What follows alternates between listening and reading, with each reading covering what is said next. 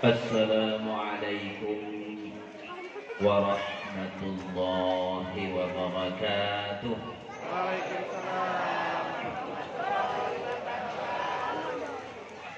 Bismillahirrahmanirrahim. Alhamdulillahi rabbil alamin. القائل بكتابه العزيز الكريم أعوذ بالله السميع العليم من الشيطان الرجيم وما أرسلناك إلا رحمة للعالمين أشهد أن لا إله إلا الله وحده لا شريك له وأشهد أن سيدنا ونبينا محمدا عبده ورسوله اللهم صل وسلم وبارك على سيدنا محمد وعلى آله وصحبه أجمعين ربنا أرنا الحق حقا وارزقنا اتباعه وأرنا الباطل باطلا وارزقنا اجتنابه لا حول ولا قوة إلا بالله.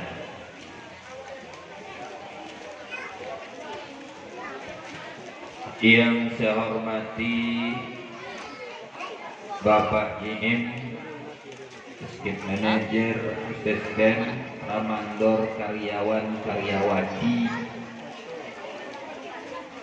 terusnya koordinator agama, bapak-bapak, ibu-ibu, saudara-saudari, kaum muslimin, muslimat, rahimakumullah. Setinggi puji, sedalam syukur, sama-sama kita ucapkan kepada Allah Subhanahu wa Ta'ala yang senantiasa memberikan nikmatnya kepada kita bersama, sehingga kita dapat hadir di dalam ruangan Masjid Al-Istiqamah ini dalam rangka memperingati hari kelahiran Nabi besar Muhammad sallallahu alaihi wasallam. Nikmat Allah sangat banyak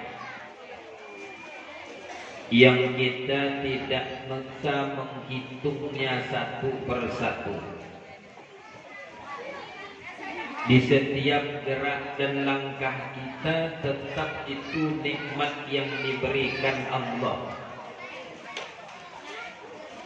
Malam hari ini nikmat yang tidak kalah penting besarnya diberikan oleh Allah Subhanahu wa Ta'ala kepada kita,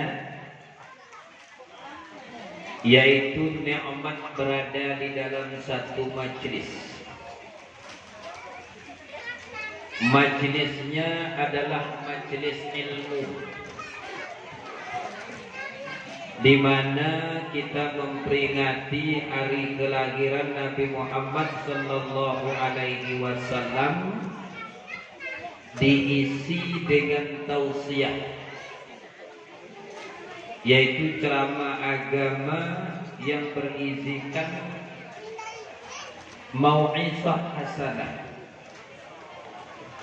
untuk kita semua, untuk kita ingat, untuk kita jalankan dalam kehidupan. Yang demikian adalah ilmu. Orang yang berada di dalam majelis ilmu sangat besar fadilah diberikan. Disebutkan di dalam kitab Lubabil Hadis, kemudian disyarah oleh Nawawi Al-Bantani dengan syarah Tanqihul Qaul. Di bab yang pertama yaitu fadilatul ilmi wal ulama, di mana disebutkan sebuah hadis Rasulullah sallallahu alaihi wasallam mengucapkan kepada Ibnu Mas'ud, kata beliau, wa ya ibna Mas'udin huduruka atau julusuka sa'atan fi majlisil ilmi la tamassu qalaman wa la tahmilu tamassu qalaman wa la taktubu arban khairun laka min ibti alfi raqabah. Wahai Ibnu Mas'ud, duduknya engkau satu saat di dalam majlis ilmu, tidak memegang pena dan tak menulis satu huruf pun, itu lebih baik bagi engkau daripada engkau memerdekakan 1000 budak. Hari ini Bapak dan Ibu tidak ada lagi yang namanya perbudakan. Islam datang ke permukaan bumi ini menghapuskan perbudakan. Yang budak itu hamba sahaya disamakan dengan harta. Boleh dijual, boleh dihibahkan, boleh dipinjamkan, boleh disewakan, disamakan dia dengan harta. Hari ini manusia yang seperti itu tidak ada lagi. Satu sulit dicari, apalagi 1000 hadir saja di dalam majelis ilmu, artinya bisa dikategorikan memerdekakan 1000 budak. Besar pahala diberikan oleh Allah Subhanahu wa ta'ala. Sekelumit Bapak dan Ibu kaum muslimin muslimat rahimakumullah, syukur kita kepada Allah Subhanahu wa ta'ala dengan memberikan nikmat kepada kita semua. Tentunya juga sedikit kita ingin mengetahui apa itu syukur nikmat.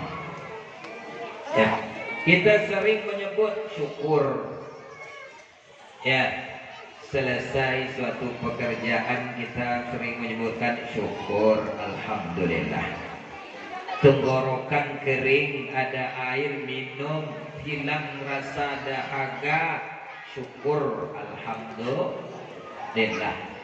Perut terasa lapar, untuk makanan, masukkan makanan, kenyang terasa, syukur, alhamdulillah. Apa itu syukur nikmat? Ya, syukur nikmat yaitu ta'zimul mun'im bisababi ni'ami, mengagungkan yang memberikan nikmat dengan sebab nikmat yang diberikannya. Mengagungkan Allah. Al-Mun'im adalah Allah Subhanahu wa ta'ala. Sedangkan syukrul mun'im, syukur kepada yang memberikan nikmat, adalah as-sana'u ilallah ta'ala ala ni'ami, sanjungan terhadap Allah Subhanahu wa ta'ala atas segala nikmat yang diberikan. Dengan apa sanjungannya? Bil qalbi, dengan hati. Bagaimana sanjungan dengan hati?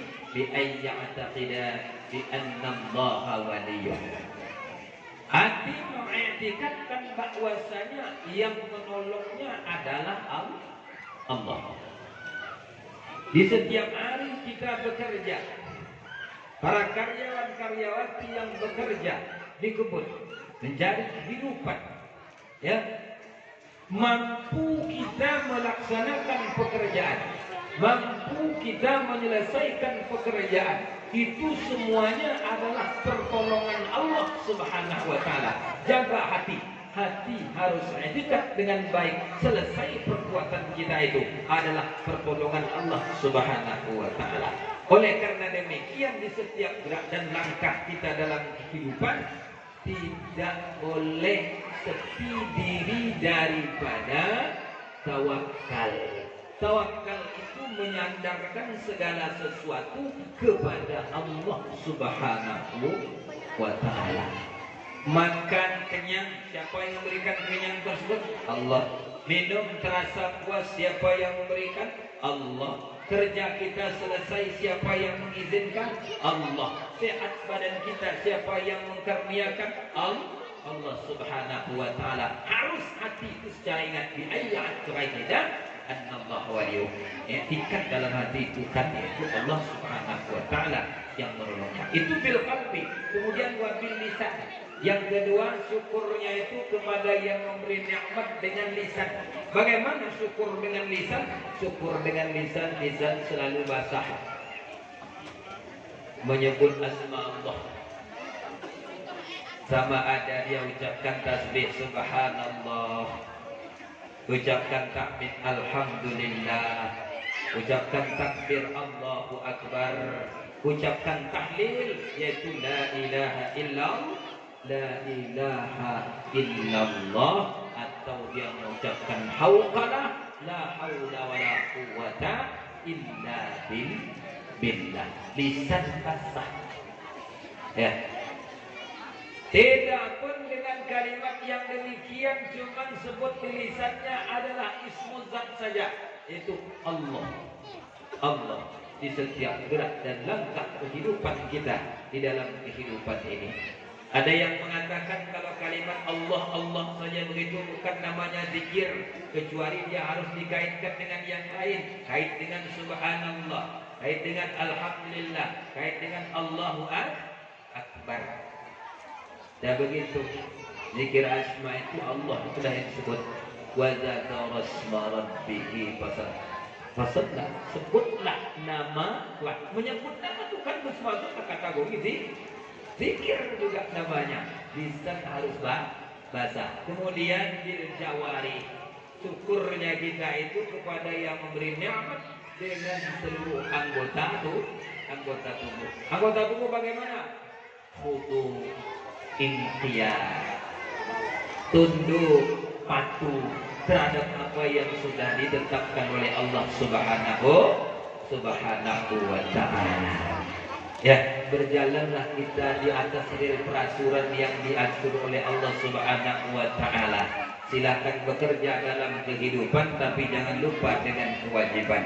Badan yang tunduk dan patuh kepada perintah Allah, itu buktinya tanda orang itu bersyukur kepada yang memberi nikmat, yaitu Allah Subhanahu wa ta'ala. Yang kedua, mari kita berselawat kepada baginda Rasulullah sallallahu alaihi wasallam, sama-sama mengucapkan Allahumma salli ala sayyidina Muhammad wa ala ali sayyidina Muhammad, yang dengan mujahadah beliau menyelamatkan umat manusia dari kebodohan jahiliyah menuju kepada masa imaniyah. Dunia kita hari ini dihiasi dengan ilmu pengetahuan dan teknologi sebagaimana yang kita rasakan bersama. Bapak-bapak, ibu-ibu, kaum muslimin muslimat rahimakumullah, sekelumit tentang selawat kepada baginda Rasulullah sallallahu alaihi wasallam. Ibu-ibu, baca selawat hukumnya apa? Baca selawat hukumnya apa?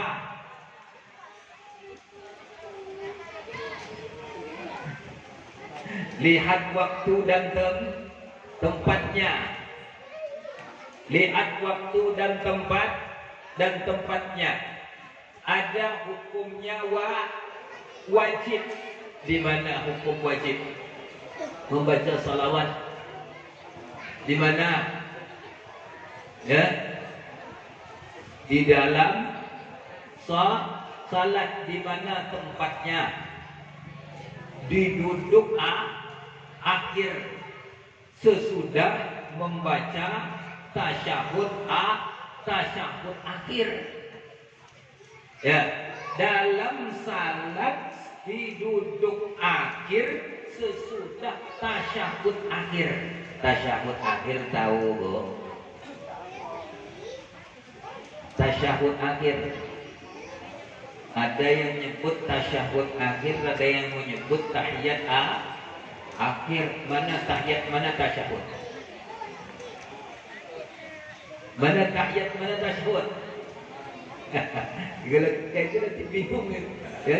Mana tahiyat, mana tasyahud? Ya.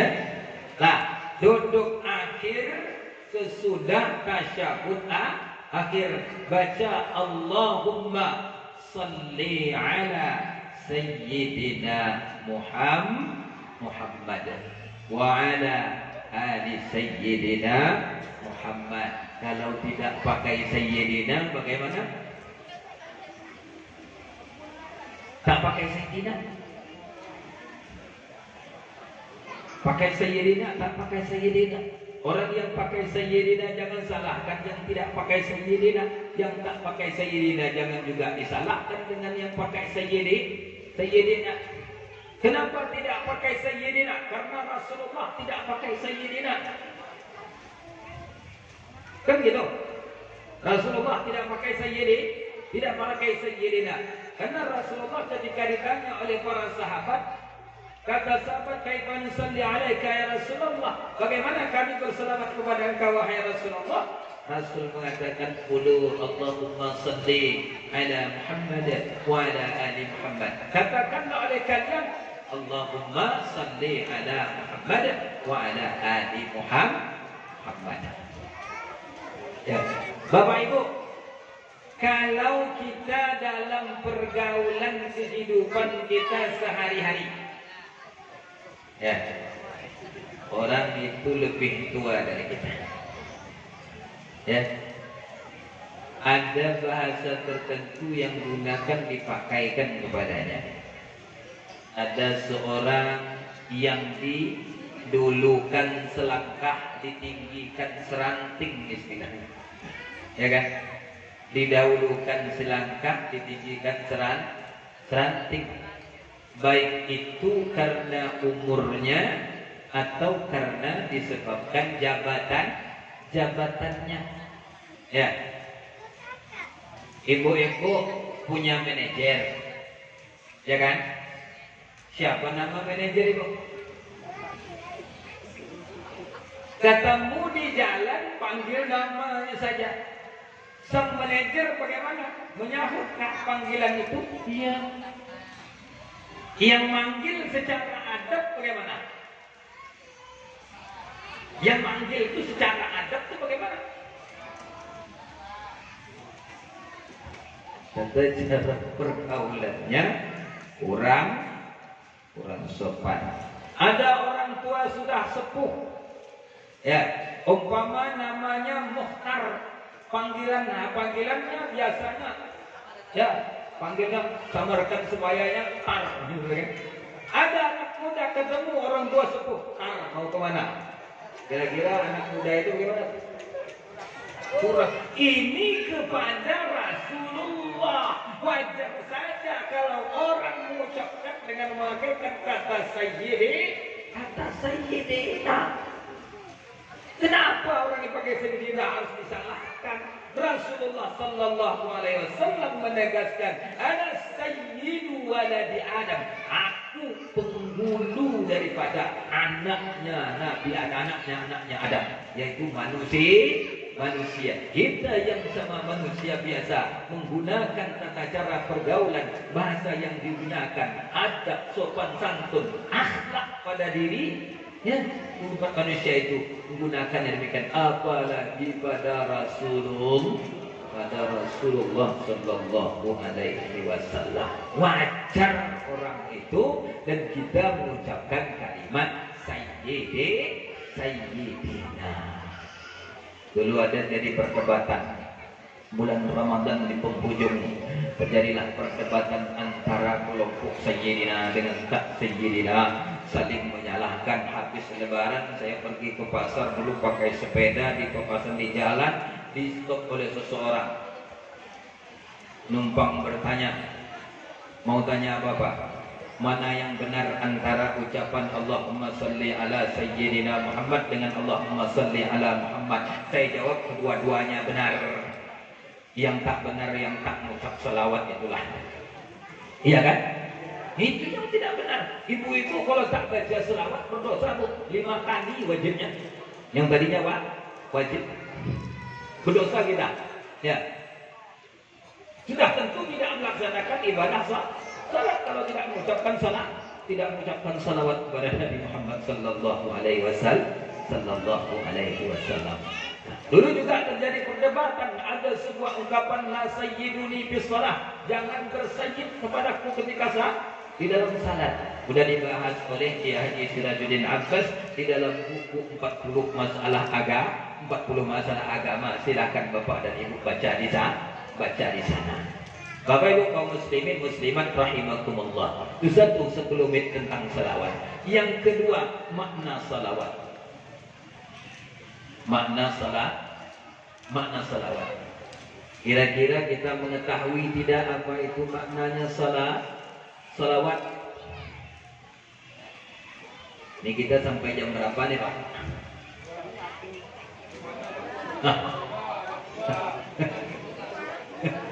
Sampai jam berapa? Ibu-ibu tahan sampai jam berapa ini nih? 12. Ini kalau sudah dibagi dengan tempat duduk seperti ini nih, kodenya apa namanya nih?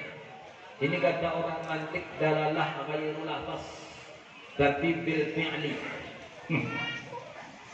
Orang mantik bilang gitu, bukan saya. Orang mantik dalalah ghairul lafaz tapi bil fi'li. Ya, yang dituju bukan diucapkan, tidak, tapi cukup dengan perbuatan. Nah, letakkan duduk berarti lama. Betul. Kita sampai selesai ya Pak. Ya kan? Sampai selesai. Nah, kalau memang besok dia libur tidak kerja, akan begitu. Sama libur ya kan? Ya begitu. Bapak Ibu kaum muslimin muslimat rahimakumullah. Kita kembali sedikit, apa itu maknanya salawat? Kita sering nyebut selawat. Bahasanya bahasa Arab di Indonesia kan dan di Melayu bukan. Selawat. Ya kan gitu. Dari kata salah. Ya. Sad, lam, alif, ta marbutah. Salah. Kita jadikan salat. Kan begitu, diubah bahasa jadi salat. Biasanya kalau di marbutah terakhirnya itu diwakafkan bacanya, tidak dikasih harkat, bunyinya ha, salah. Ya, kan begitu? Salah. Kita membaca di Indonesia kan atau diwakilkan jadi salat, kan begitu? Nah, salawat jamak dari salat. Ya, kita baca selawat di Melayu kan atau di bahasa Indonesia kan. Begitu bunyinya. Nah, kalau selawat itu banyak selawatnya. Apa makna? Makna salawat ada maknanya rahmah. Yang rahmah itu ketika Allah Subhanahu wa taala yang berselawat. Ya. Allah yang berselawat. Bapak Ibu, saudara-saudari, ada Allah berselawat. Berselawat tidak Allah? Berselawat. Mana buktinya Allah berselawat? Buktinya Allah berselawat. Quran bicara. Allah yang berfirman, Innallaha wa malaikatahu yusalluna 'alan nabi ya ayyuhalladzina amanu sallu 'alaihi wa sallimu taslima. Kalau kaum laki-laki, ibu, di hari Jumat itu bumi Khairiyah Manda yang kebanyakan umumnya di Kabupaten Indragiri Hilir, ketika akan menaikkan khatib ke mimbar, pegang tongkatnya, baca innallaha wa malaikatahu yusholluna 'alan nabi sehingga akhir. Barulah naik khatib ke mimbar. Si muadzin tadi membacakan segelintir salawat kepada Nabi Muhammad sallallahu alaihi wasallam. Khatib duduk, langsung sudah itu dianjurkan dengan azan yang kedua. Ya. Sesungguhnya Allah dan malaikat bersalawat kepada Nabi. Salawat Allah kepada Nabi atau kepada orang yang bersalawat kepada Nabi, artinya Allah memberikan rahmatnya. Allah memberikan rahmatnya. Allah dan malaikat saja berselawat, maka Allah tegaskan kepada orang beriman, bacalah selawat, ucaplah salam untuk Nabi. Allahumma salli ala sayyidina Muhammad. Assalamualaikum ya Nabi Allah, Assalamualaikum ya Rasulullah, Assalamualaikum ya Habib Allah, Assalamualaikum ya Sayyidal Mursalin. Hanya dengan melambaikan tangan saja kepada kuburan Rasulullah di Masjid Nabi ketika kita akan keluar ke pintu Quba. Allah berselawat, artinya Allah memberikan cucuran rahmatnya. Di kalimat lain ada ayat Al-Quran sudah ada rahmat diiringkan dengan salawat. Lalu salawat di ayat itu apa maknanya? Tempatnya surah Al-Baqarah ayat 157. Dari mulai 156, wala nabluwannakum bi syai'in minal ju'i wal khawfi was salbi wal amwali wal anfusi was samawati wa basyiris sabirin alladzina idza asabatuhum musibah qalu inna lillahi wa inna ilaihi raji'un. Ulaika alaihim salawatun mir rabbihim. Mereka itulah orang yang mendapatkan salawat dari Tuhan mereka. Salawat di sini disambung dengan kalimat warahmah. Orang yang mendapatkan salawat dari Tuhan mereka dan mendapatkan cucuran rahmat. Lalu salawat yang di situ bukan rahmat maknanya, tetapi berkah. Allah selalu memberikan berkah hati orang-orang yang sabar ketika dilanda musibah. Musibah datang pada dirinya, sama ada kematian di dalam keluarganya ataupun musibah yang lain, dia mengucapkan inna lillahi wa inna ilaihi raji'un. Kita ini dari Allah, milik Allah, kepada Allah kita kembali. Allah berikan anugerah hamba yang sabar itu, yaitu ulaika alaihim salawatun mir rabbihim wa rahmah. Mereka diberikan selawat dari Allah, artinya Allah berikan berkahnya. Begitu keterangannya di dalam tafsir Ibnu Katsir.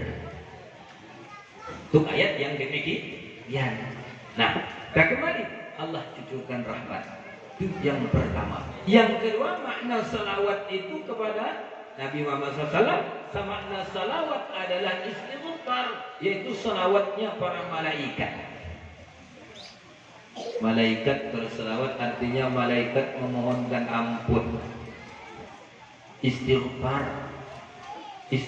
itu apa? Mohon ampun. Mana yang lapas istighfar itu? Cukup astagfirullah. Istighfar namanya. Ini panjang sampai dengan ujungnya.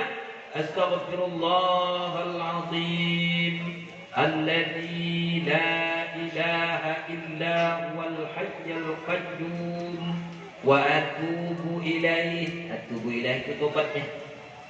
Itu banyak dimasukkan sanjungan. Kenapa banyak dimasukkan sanjungan? Karena mendekatkan kepada ijabahnya. Kalau memang hanya sekedar istighfar, cuma astagfirullah wa atubu ilaih, aku mohon ampun kepada Allah dan aku taubat kepadanya. Itu maknanya yang kita baca. Ya kan? Itu maknanya yang kita baca, karena itu bahasa Arab. Terjemahkan dalam bahasa kita, bahasa Indonesia. Nah, itu maknanya. Itulah istighfar, astagfirullah. Atubu ilaih, itu taubatnya. Aku taubat kepadanya. Nah, malaikat memohonkan ampun. Namanya salawat, maknanya istighfar. Kalau yang ketiga makna salawat itu adalah doa, yaitu salawatuna ala nabi. Salawatnya kita kepada Nabi adalah maknanya doa. Ya, doa kita kepada saudara kita salawat juga namanya. Wassalli alaihim bi anna salatakum alaihim sakanan lahum, berselawatlah untuk mereka, artinya berdoalah untuk mereka karena doamu untuk mereka itu merupakan ketenangan bagi mereka. Mereka yang mana? Mereka yang masih hidup dan mereka yang sudah mati. Ya. Jadi kalau ada orang datang kepada kita, doakan saya, doa. Jangan dia datang, tolong doakan saya, mati dulu. Tidak begitu. Yang hidup dan yang mati didoakan. Doakan ketenangan di jiwanya. Bantuan. Hari ini saudara kita bepergian jauh, selalu kita iringkan dengan doa. Ada yang pergi ke kota Makkah, yang melakukan ibadah haji, melakukan ibadah umrah. Keluarga di kampung selalu di setiap malam tertentu baca ayat Al-Quran sama ada itu surah Yasin atau yang lain, lalu diiringkan doa khusus untuk saudaranya yang sedang safar melaksanakan ibadah umrah atau melaksanakan ibadah haji. Insya Allah akan dirasakan ketenangan oleh saudara kita yang kita doakan tersebut. Ketika doa itu memang diijabah oleh Allah Subhanahu wa ta'ala. Oleh karena demikian jangan sampai meninggalkan doa dalam kehidupan kita. Senantiasa berdoa. Ya, setiap gerak dan langkah kita keluar dari rumah doa, mohon keselamatan kepada Allah Subhanahu wa ta'ala. Ya, ingin bekerja doa. Ya, kita kadang-kadang begini Bapak Ibu. Selalu doa itu kemudian. Betul. Selalu doa itu kemudian dapat musibah. Ya, terjatuh umpamanya di kebun. Terbentur kepalanya dengan kayu. Luka, sembuhkan luka, sembuh daripada luka, baca doa selamat. Kita kemudian baca doa bulan dulu. Seharusnya dulu kita membaca doa, baru kita laksanakan suatu pekerjaan. Ya, Bapak Ibu, Ibu-ibu, kalau ingin makan doanya dulu apa kemudian? Dulu. Betul. Sudah makan ada doanya.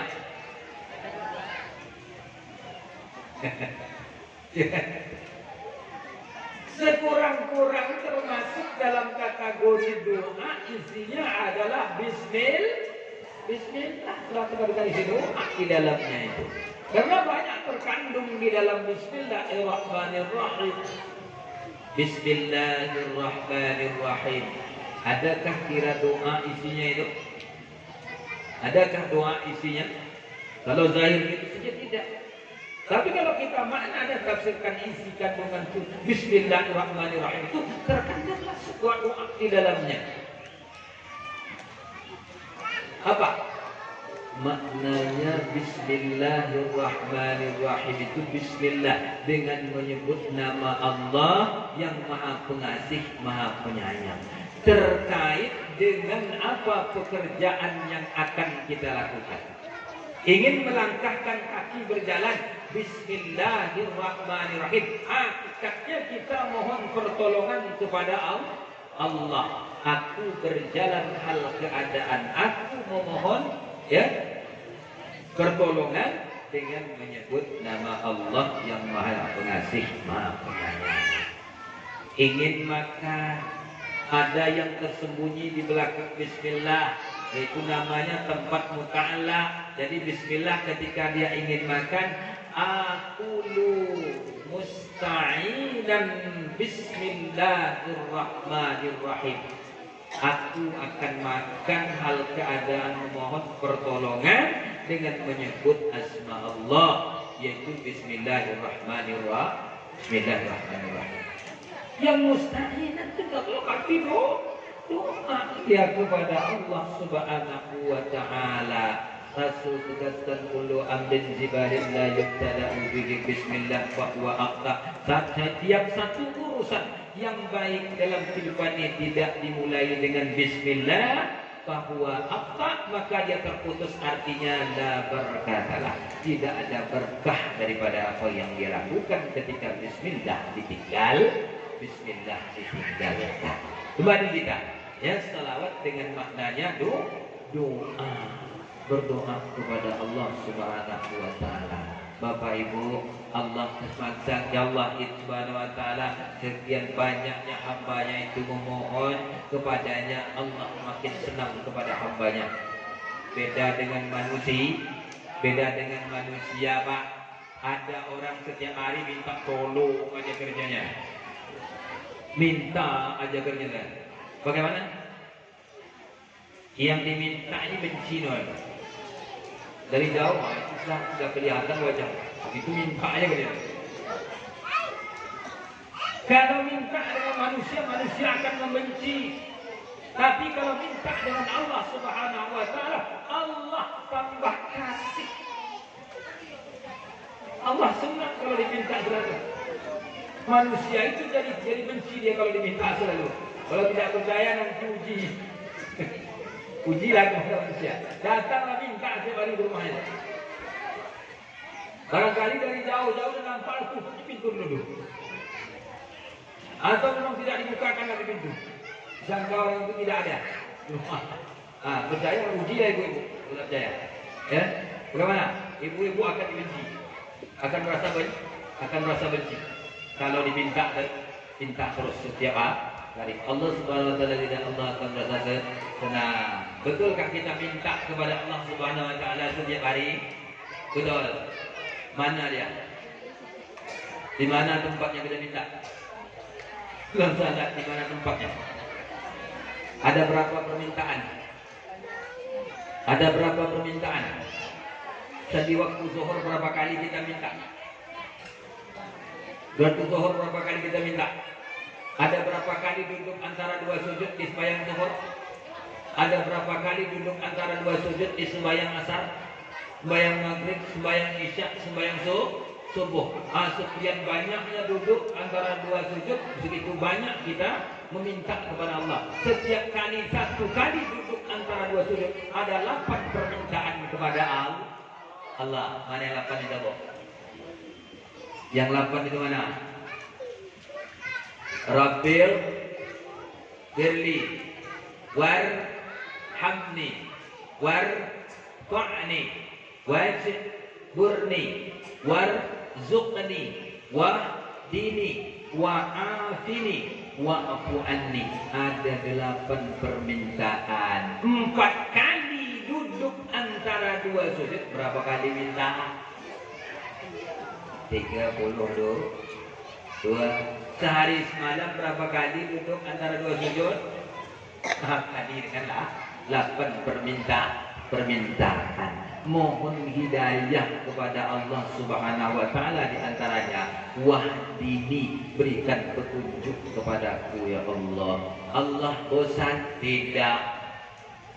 Teruslah meminta. Jadi banyaklah berdoa kepada Allah Subhanahu wa taala. Kami tidak mengerti berdoa yang kami baca itu bahasa Arab, kami tidak tahu apa yang kami baca. Tidak mesti harus dengan bahasa Arab, tapi dalam sembahyang jangan dirubah bahasa kita. Dulu kan ada paham pengeluaran, ya pakai bahasa Indonesia sembahyang untuk lebih khusyuk. Itu paham baru, batal sembahyangnya. Ya, tetaplah dalam bahasa Arab yang diatur seperti demikian. Nah, keluar daripada sanad kita mohon kepada Allah, kita tidak mengerti apa yang kita baca. Dari lubuk hati yang dalam sampaikan kepada Allah Subhanahu wa taala apa permohonan yang kita inginkan kepada Allah. Ya Allah, ya Rahman, ya Rahim. Ya Allah yang Maha Pengasih, Maha Penyayang, Maha memberi rezeki, berikanlah dan berkatilah rezeki kepada kami ya Allah. Paham yang kita ucapkan? Ya kan? Selamatkanlah perjalanan hidup kami ini di dalam menelusuri agama kami ya Allah. Sehatkanlah jasad kami ini untuk keperluan agama kami ya Allah. Dan berbagai macam. Ya, saya ceramah seperti ini pernah orang tidak senang. Kalau tidak pakai bahasa Arab doanya hapus saja Quran. Apa hubungannya Quran dengan bahasa Arab? Al-Quran itu memang asli bahasa Arab. Kalau berdoa tidak pakai bahasa Arab kan tidak ada hubungannya dengan Quran. Ya kan begitu? Nah, Bapak ya, kadang-kadang kita sendiri tidak tahu yang bahasa Arab itu sendiri, Bapak dan Ibu. Kadang-kala kita mengucapkannya salah, makhraj maknanya sudah berbeda dari yang dimaksud. Makhraj daripada hurufnya itu tukar dengan yang lain, maknanya akan berbeda. Huruf H ketika ditukar jadi hak nanti berbeda maknanya. Enak melantunkan doa Allahumma hawwin alaina fi sakaratil maut. Maknanya apa? Ya Allah, mudahkanlah kami di dalam sakaratil maut. Dalam sakratul maut mudah, tidak sulit, ya. Dapat rahmat ketika sakaratul maut. Apa ciri-ciri dan tanda orang yang diturunkan rahmatnya waktu sakaratul maut, Bapak dan Ibu? Tahu? Tidak tahu kan? Tidak tahu, bilang tidak tahu, baca saja Nihayatul Zain Nawawi Al-Bantani. Di antara tanda-tanda orang yang dicucuri rahmat ketika sakaratul maut, keringat selalu banyak di dahinya, berkeringat, kemudian matanya mengeluarkan air mata, kemudian hidungnya mengembang. 3 itu tanda cucuran rahmat orang yang ketika dia sakaratul maut. Ya. Jangan ada sangkaan bahwa ketika bercucuran keringat di dahinya dan meleleh air matanya, berat betul sakaratul mautnya.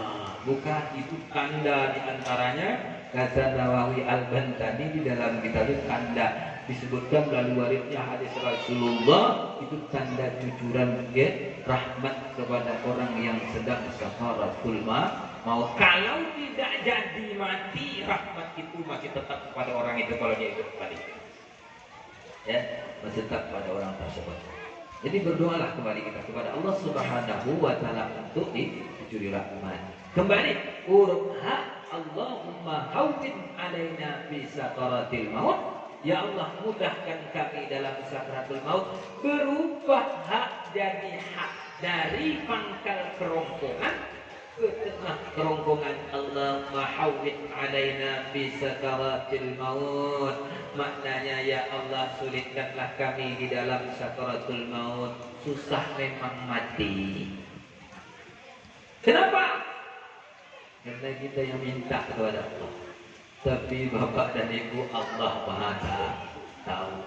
Ya, cuma kita yang tidak tahu. Nah, itu kalau ada doa, kalau dapat dicarikan apa makna daripada doa itu, baru kita bahkan dalam membaca dalam kehidupan kita. Ya, jadi benarkan hurufnya, makhrajnya. Demikian juga kita di dalam melaksanakan membaca rukun-rukun qauli di dalam salat. Dari takbiratul ihram, baca Fatihah, baca tahiyat akhir, salawat kepada Nabi, kemudian salam, rukun qauli. Benarkan semua makhraj-makhrajnya, jangan sampai berubah. Wajib dipelajari. Kalau kita tidak pelajari, itu namanya taksir, sebuah kesia-siaan dalam kehidupan kita. Bapak Ibu kaum muslimin muslimat rahimakumullah, itu yang kedua, yaitu salawat kepada baginda Rasulullah sallallahu alaihi wasallam. Yang ketiga adalah kaitannya kita dengan Maulidur Rasul sallallahu alaihi wasallam. Bapak Ibu, setiap tahun memperingati Maulid Nabi besar Muhammad sallallahu alaihi wasallam. sebagai ulang kaji bagi kita mengenang sejarah kelahiran Nabi Muhammad sallallahu alaihi wasallam. Ya. Langan tuh belum. Nawarkan jam 12, tapi lah ngantuk ya. Nawarkan jam 12. Baru saya bilang tadi sampai selesai, bukan sampai jam 12, sampai selesai. Nah, kita telusuri di mana diceritakan, disebutkan melalui kitab-kitab tulisan-tulisan ulama-ulama terdahulu. Yang jelas ini diambil di dalam Syarafil Anam. Ada kitab Maulid Syarafil Anam. Ya, di mana bahasanya di situ wakilah. Dikata orang, kata qil. Ya, kata qil dikata orang, ya, yang pastinya bagaimana? Ya, kita ketahui, cuma dikata orang, siapa orang yang mengata? Di mana ketika Allah Subhanahu wa taala menghendaki zahirnya Nabi Muhammad sallallahu alaihi wasallam, terlebih dahulu Allah Subhanahu wa taala utus malaikat Jibril ke bumi ambil tanah bakal akan dikuburkan Nabi Muhammad sallallahu alaihi wasallam. Di mana? Di mana tanah itu? Madinah hari ini. Yang hari ini telah kubur Rasulullah sallallahu alaihi wasallam di sana. Nur Muhammad sudah diciptakan oleh Allah Subhanahu wa taala. Ingin menzahirkan jasad Rasulullah SAW, minta Jibril ke bumi itu. Ambil tanah, genggam tanah yang bakal kubur Nabi Muhammad sallallahu alaihi wasallam. Tanah ini digenggam oleh Jibril, dibawa masuk kembali ke surga, lalu dikelilingkan ke surga Naim. Dikeliling tawaf. Ya. Sesudah tawaf di surga Naim, bagaimana? Disemayamkan di dalam sungai, dalam surga namanya Sungai Tasnim. Sesudah disemayamkan di dalam Sungai Tasnim, diangkat kembali, dibawa menghadap Allah Subhanahu wa taala oleh malaikat Jibril. Bagaimana keadaan tanah yang digenggam oleh Jibril tadi beradab dengan Allah Subhanahu wa taala karena dia merasa malu bagaimana tanah ini berkeringat. Berkeringatnya tanah ini bercucuran, lalu dijadikan dari tetesannya tersebut adalah nur dan cahayanya para anbiya wal mursalin oleh Allah Subhanahu wa taala. Begitu diceritakan di dalam Syarafil Anam. Lalu ketika Allah Subhanahu wa taala menginginkan menjadikan Adam alaihi salam, perintah lagi malaikat ke bumi. Perintah Jibril, Mikail, Israfil, ketiga-tiganya itu masing-masing tidak sanggup mengambil bumi karena bumi tidak izin untuk jadikan postur tubuh Nabi Adam. Perintah terakhir kepada malaikat Israel. Malaikat Israel dia menjalankan perintah Allah. Apapun kata bumi, dia tetap akan ambil bumi itu karena ini perintah Allah Subhanahu wa taala. Diambillah tanah lalu disusun postur tubuh, jadikan tubuh Nabi Adam alaihi salam. Siapa yang ambil dari tanah? Israel. Karena Israel yang berani ambil tanah Yusuf dulu, lalu ditiupkan ruh kepada Nabi Adam alaihissalam juga Israel. Tanah tadi yang dipegang oleh Jibril dititipkan di punggungnya Nabi Adam alaihissalam. Lalu Nur Muhammad dititipkan kepada sulbi Nabi Adam alaihissalam. Ruh ditiupkan oleh Israel. Nanti karena dia berani mengambil tanah, dia berani memasukkan roh, dia pula yang mengambil roh manusia. Israel takut dengan nama Israel nih. Siapa yang sudah ketemu dengan Israel? Yang pernah ketemu dengan Israel? Belum ada. Israel pasti datang kepada ibu. Takut, tidak takut, ya gembira saja hati. Takut tidak takut, Israel pasti datang. Karena menjemput kita untuk kembali. Bapak Ibu, mati itu kembali, pulang ke kampung. Bapak dan Ibu yang bekerja di lahan ini, ketika lebaran akan datang pulang kampung. Gembira ya? Gembira kan? Mati juga gembira pulang. Kenapa harus takut? Ya, cuma manusia akan takut. Orang sekitar kita, bagaimana? Oleh karena itu, bagaimana? Harus ijtihad diri kita ya. Kata Syauqi, waladatka ummuka ya ibna Adam bakiya wan nasu aulaka yadhaku surullah wajta'id nafsaka an takuna idza baku fi yaumi mautika antum tadhaku surullah. Ya, yang melahirkan kamu kata Syauqi adalah ibumu. Ya, kamu waktu itu dalam keadaan menangis. Kita datang menangis, ketika kembali ditangisi. Betul. Datang kita menangis Pak. Ketika kembali ditangisi. Siapa yang menangisi kita? Orang-orang yang terdekat dengan kita. Itu yang menangisi. Nah, melahirkan kamu adalah ibumu. Kamu dalam keadaan menangis kata Syauqi. Wan nasu haulaka yadhaku surullah. Orang sekitarmu tertawa gembira. Wajtahid nafsaka, ijtihadlah pada dirimu waktu itu. Antakuna idza baku fi yaumin mautik, ketika mereka menangis di hari kematianmu, wa anta tadhaku surullah, dan engkaulah orang yang tertawa gembira. Siapkan amal dalam kehidupan, tawaduk kepada Allah Subhanahu wa taala, kembalilah kepada Allah dalam keadaan gembira karena kita kembali kepada kampung yang disediakan oleh Allah Subhanahu wa taala. Ada dua kampungnya, ada kampung kebahagiaan, ada kampung kesengsaraan. Dari sekarang silahkan pilih, ingin kampung bahagia atau kampung sengsara. Pilih yang mana? Tidak ada orang yang ingin sengsara, orang yang pilih bahagia semuanya. Ya, semuanya orang ingin bahagia, ya bukan sengsara.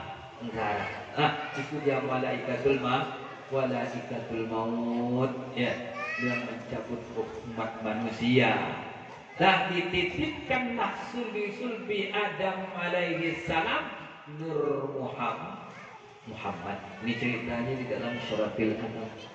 Lalu nur itu terus berpindah dari satu sulbi ke sulbi yang lain sampai kepada sulbi Abdullah. Terletaknya pada sulbi orang yang terpelihara, yang tidak pernah terpengaruh dengan yang namanya kenistaan, yang namanya zina. Ya, Syekh Ja'far Al-Barzanji menyebutkan, Hafizul ilahu karamatan li Muhammadin aba'ahul amjad sawran lismi tarakus sifah walam yusifukum aruhu min adami wa ila abihi wa ummi sawatun saranurun nubuwati fi asari murahimul bagiyah wa darabalahu fi jabiri jaddihi Abdul Muttalib abnihi Abdillah. Hafizul ilahu, Tuhan memelihara.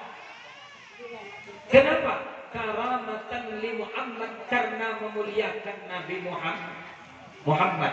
Siapa? Wasaunan lismih, dan memelihara namanya. Siapa yang Allah pelihara? Aba'ahu, bapak-bapaknya. Dari mana Allah pelihara? Min Adam, dari Nabi Adam, wa ila abihi wa ummihi, dan sehingga kepada bapak dan ibunya, kepada Abdullah dan Ami. Nah, rentetan dari Nabi Adam sampai kepada Abdullah dan Aminah dipelihara oleh Allah Subhanahu wa taala. Dari apa? Yaitu namanya tarakus sifah, meninggalkan kenistaan yang namanya zina, karena memelihara nama Muhammad. Bapak dan Ibu, ada berapa nama Nabi Muhammad? Banyak. Rasulullah sebutkan sendiri di dalam hadis ada 5. Li khamsatu asma, aku mempunyai 5 nama. Ana Muhammadun, aku adalah Muhammad. Wa ana Ahmadu, dan aku adalah Ahmad. Wa anal mahi, aku adalah al-mahi. Wa anal hashir, dan aku adalah al-hashir.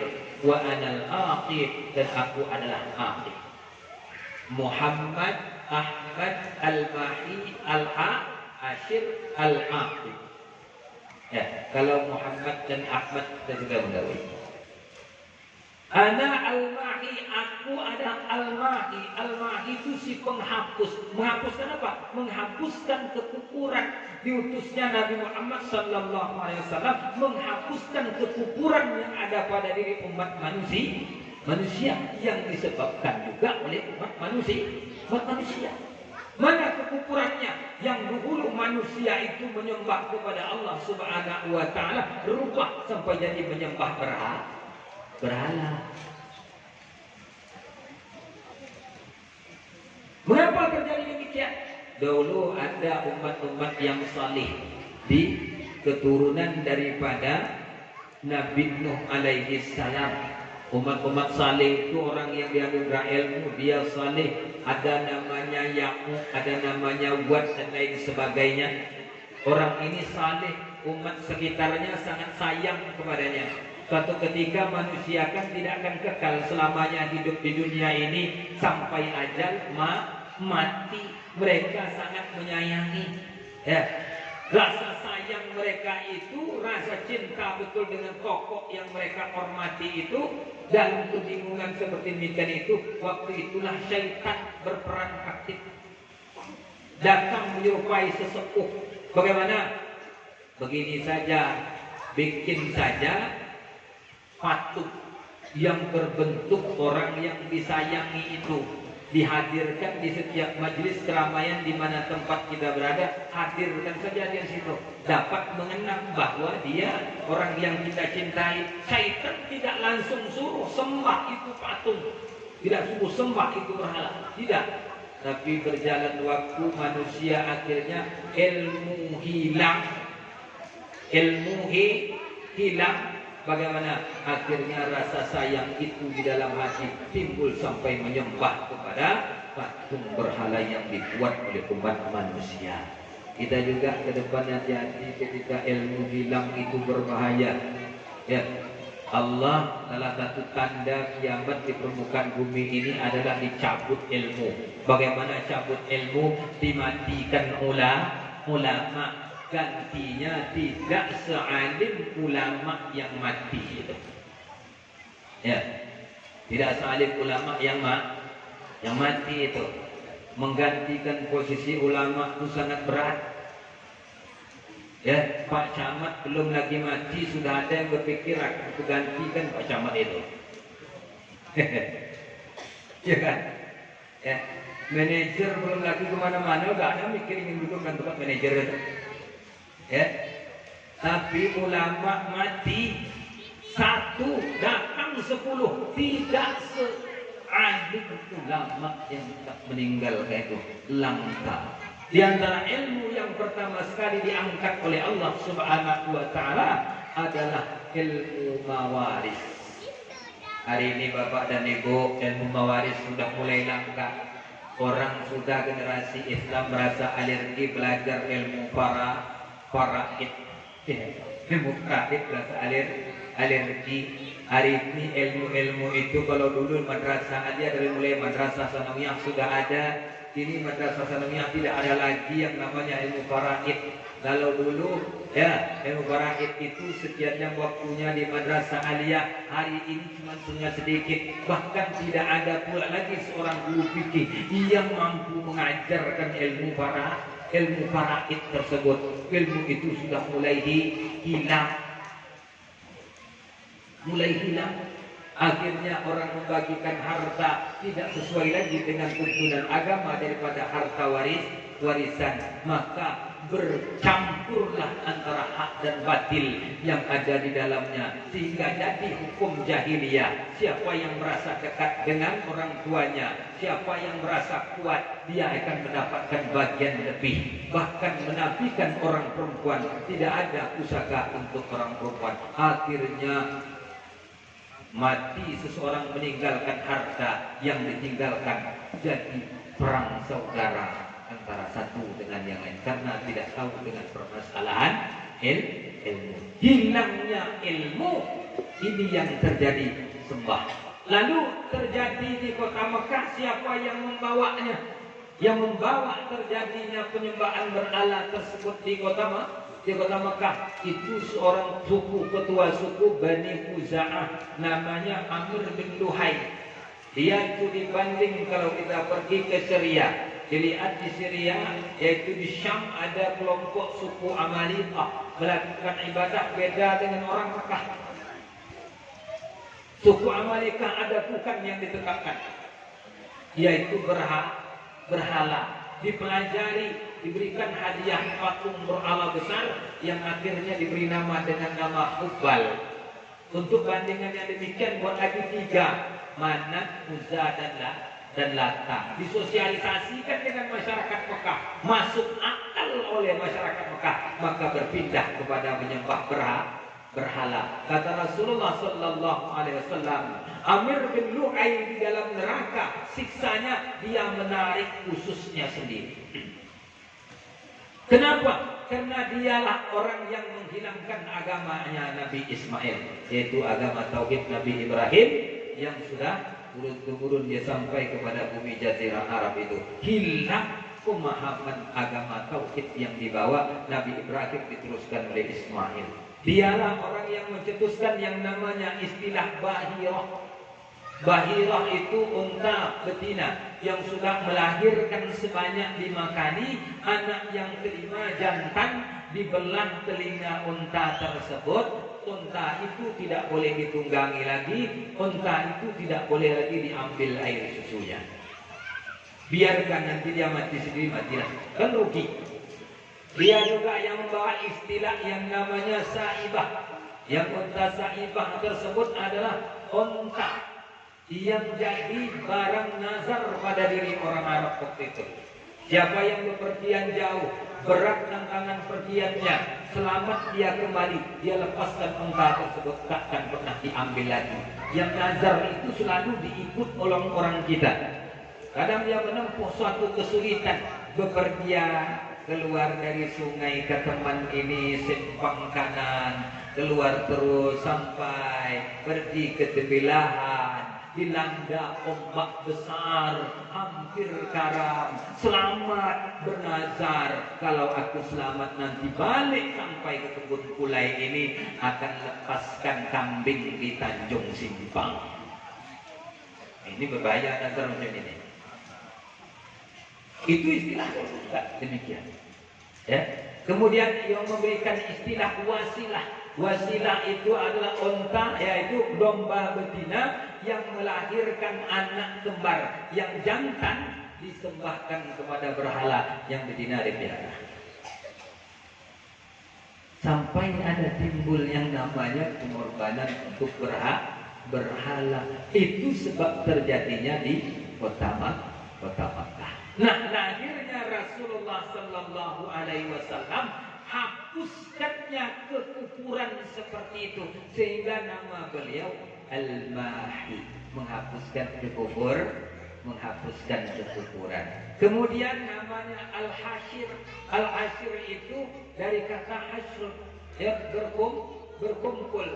Dibangkitkan nanti di hari kiamat, belum lagi yang lain bangkit, harusnya Nabi Muhammad berdahulu. Dengan bangkitnya Nabi Muhammad baru bangkit yang lain, maka terkumpullah di suatu tempat yang besar, itulah yang diberi nama mahsyar, tempat berkumpul.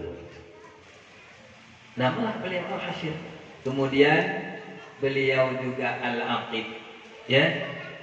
Artinya sesudah kelahiran Nabi Muhammad tidak ada lagi yang mengiringi kelahiran sebagai seorang nabi ataupun rasul sesudahnya. Dia khatamul anbiya wal mursalin, penutup daripada nabi dan rasul. Itulah dia Nabi Muhammad sallallahu alaihi wasallam. Maka kita kembali, yang nur tadi berpindah dipelihara oleh Allah Subhanahu wa taala karena namanya Nabi Muhammad, berpindah ke rahim Aminah.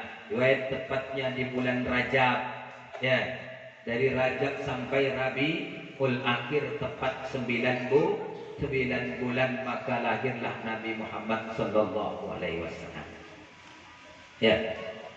Sewaktu setelah berpindahnya Nur Muhammad ke rahim Aminah, namanya Aminah ketika itu sudah hamil. Diriwayatkan juga di Syarafil Anam mengatakan bahwasanya Aminah dia tidak mengetahui bahwasanya dia sedang hamil. Maka tepatnya malam Isnin datang kepadaku, katanya, ataniyal ati, datang kepadaku orang yang datang, yaitu berarti di dalam tidurnya. Lalu dia mengatakan dan menanyakan kepada Aminah, ya Aminah, al sya'urti annaki qad hamalti. Aminah, sadarkah engkau, tahukah engkau, atau engkau merasakan bahwasanya diri engkau itu sudah hamil? Seolah-olah kata Aminah dia berkata, la adri, tidak tahu. Illa angkartu rab'a haidati, kecuali ingkar padaku bahwasanya haid tidak datang. Baru dia sadar bahwa dia hamil. Lalu yang ati tadi datang tadi mengatakan, innaki qad hamalti bi khairin bariyah, engkau telah mengandungkan sebaik-baiknya makhluk. Sebaik-baiknya makhluk.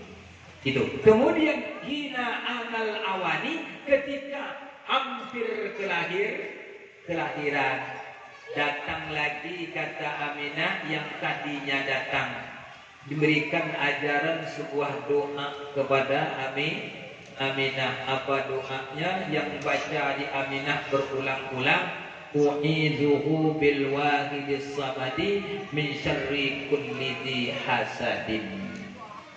Baca di Syarafil Anam. Apa maknanya? U'idzuhu, berlindung aku akan, bil wahidis samadi, dengan al-hadid al-samad, yaitu Allah, min syarri kulli dzi hasad, daripada tiap-tiap kejahatan yang mempunyai kedengkian. Yang ini kata Aminah aku baca berulang-ulang sampai terlahir Nabi Muhammad sallallahu alaihi wasallam. Bagaimana kelahiran Nabi Muhammad sallallahu alaihi wasallam? Tidak sama dengan kelahiran kita biasa ini. Ya, penulis syair, ya, Maulid Syarafil Anam mengatakan, wulidal habibu wa misluhu la yuladu. Dilahirkan al-habib, yaitu Nabi Muhammad sallallahu alaihi wasallam, wa misluhu la yuladu, tidak pernah ada semisalnya dilahirkan.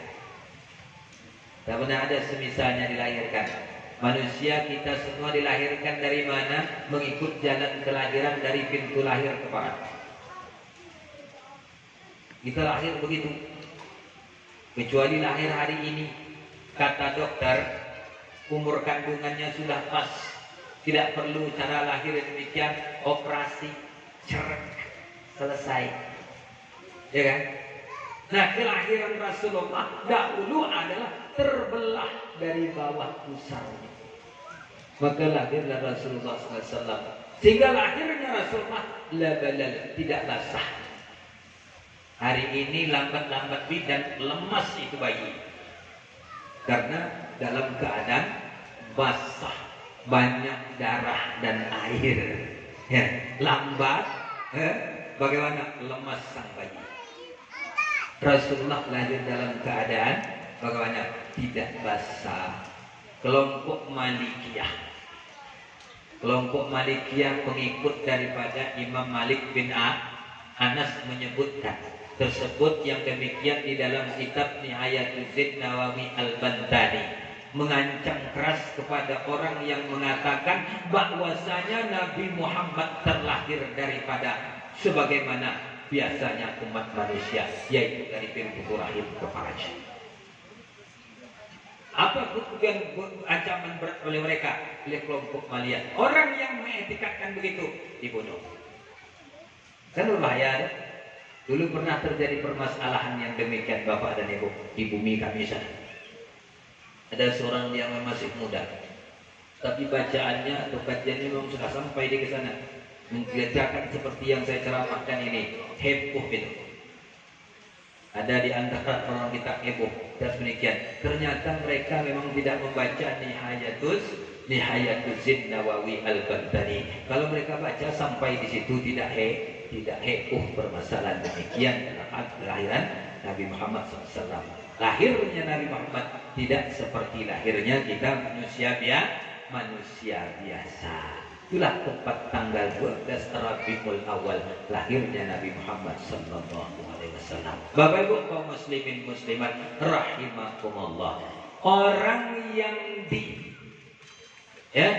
sebutkan sebelum kelahirannya itu, orang yang sudah disanjung-sanjung sebelum kelahirannya itu, ada nabi terdahulu menginginkan, yaitu Nabi Musa alaihi salam, menginginkan bahwasanya umat ini, yaitu umat Nabi Muhammad, ingin dijadikan umatnya kepada Allah. Dia mengadukan kepada Allah Subhanahu wa taala, ya Tuhanku, aku baca dan aku perhatikan di Al-Wah ada kelompok umat manusia nantinya yang selalu mendirikan kewajiban yang salat 5 waktu. Jadikan mereka itu umatku ya Allah. Allah tidak perkenankan. Allah katakan itu adalah umat Muhammad. Kenapa? Karena mempunyai keistimewaan Rasulullah SAW dari Rasul yang lain, dan umatnya juga mempunyai keistimewaan. Bapak dan Ibu, kita umat terakhir, umat Nabi Muhammad, bersyukur kepada Allah Subhanahu wa taala menjadi umat yang dimuliakan oleh Allah Subhanahu wa taala dengan keistimewaannya. Apa di antara kemuliaan yang diberikan oleh Allah Subhanahu wa taala kepada umat manusia, umat Nabi Muhammad, yaitu umat Nabi Muhammad ini umur dia pendek-pendek. Nak panjang umur, ingin panjang umur. Dan tentukan itu umat Nabi Muhammad umurnya pendek-pendek. Kenapa? Sebab karena pendekkan umur itu supaya tidak banyak dosa pada umat Nabi Muhammad SAW. Rasulullah memang mengatakan sebaik-baik kamu orang yang panjang umurnya dan baik amalnya. Tentunya kebalikan juga, kalau panjang umur amal tidak baik, sejahat-jahat umatnya. Kan begitu? Pendekkan umur dicontohkan dengan Rasulullah sendiri. Sampai umur 63 tahun batas umurnya Rasulullah meninggal dunia. Kalau kita sudah diberikan lebih umur daripada demikian, sudah bonus. Lebih dari 63 tahun bonus. Banyakkan amal, kita akan datang kebaikan kepada kita, menjemput kematian. Banyak beramal, teladani Rasulullah. Bukan hanya anak muda yang harus mengenal Rasul, tapi orang tua juga demikian. Perbaiki di antara akhlaknya sesuai dengan tema demikian.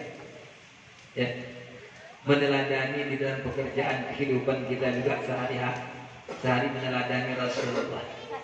Apa sifat yang ada di antara pada Rasulullah? Kalau tadi Bapak manajer teknik sebutkan sifat yang wajib pada diri seorang Rasul, dan sifat yang lain apa yang diteladani pada Rasulullah. Rasulullah Sallallahu Alaihi Wasallam orangnya pemalu, malu terhadap yang namanya kesalahan. Syekh Ja'far Al-Barzanji di dalam rawi terakhir menyebutkan, wa kana sallallahu alaihi wasallam syadidal haya'i wat tawadhu. Nabi Muhammad sallallahu alaihi wasallam syadidul haya, sangat pemalu. Wat tawadhu, dan sangat tawadhu. Sehingga Rasulullah sallallahu alaihi wasallam dalam hal malu tersebut bagaimana? Al haya wal iman qurina. Malu dengan iman itu beriringan. Kalau malu hilang, iman pun juga hilang. Iman tidak ada, malu pun juga lewat. Maka tanamkan rasa malu kita itu bagaimana mengikut Rasulullah Sallallahu Alaihi Wasallam dalam bentuk meneladani kehidupan Rasulullah. Ingin mengetahui keadaan Rasulullah Sallallahu Alaihi Wasallam hari ini, silakan bapak dan ibu beli buku. Kita baca ya Asy-Syamil Muhammadiyah dalam hadis riwayat Tirmizi. Terkumpul di sana bagaimana postur tubuh Nabi Muhammad Sallallahu Alaihi Wasallam. Ingin meneladani namanya, ingin mengetahui sosok figurnya Nabi Muhammad Sallallahu Alaihi Wasallam. Dan kita ingin mengetahui keadaan keistimewaan Nabi Muhammad Sallallahu Alaihi Wasallam. Di antara keistimewaannya juga disebutkan di syair, disebutkan dalam sebuah kitab kecil namanya Sulamul Ibad. Tulisannya Arab Melayu. Ya, pelajaran kajiannya adalah tauhid. Di halaman terakhir disebutkan. Kemudian di kitab berbahasa Arab, kitab akhlak tasawuf, yaitu kitab Murabbil Ubudiyah di halaman muka. Dituliskan oleh si pengarang dengan pungkasan syair, lam yahtalif fatutaha mutlaqan abada wa matasa aba aslan fi madad zamani. Nabi Muhammad SAW itu lam yahtalif, tidak pernah mimpi secara mutlak selamanya. Mimpi apa? Mimpi secara mutlak. Berbagai macam mimpi lah semuanya.